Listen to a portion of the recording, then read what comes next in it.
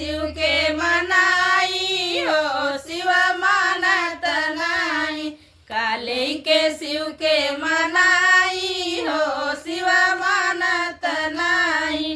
भरल जेवण शिव के मसई न भावे, भरल जेवण शिव के मसई न भावे। भांग धतूर कहाँ पाई हो शिव मानत नाही। पूरी मिठाई शिव के मसई न भावे, पूरी मिठाई शिव के मसई न भावे।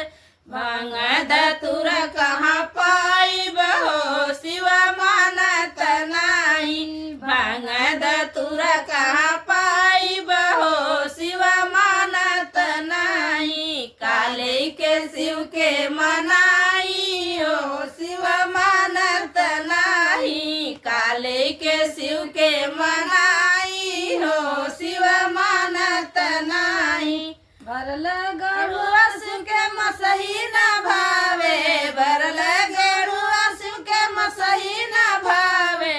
भांग धतूर कहाँ पाइब हो शिव मानत नाही। भांग धतूर कहाँ पाइब हो शिव मानत नाही।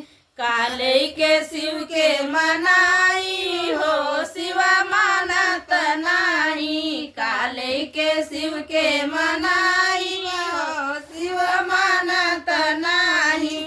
महलाया टारी शिव के मसई न भावे, महलाया टारी शिव के मसई न भावे।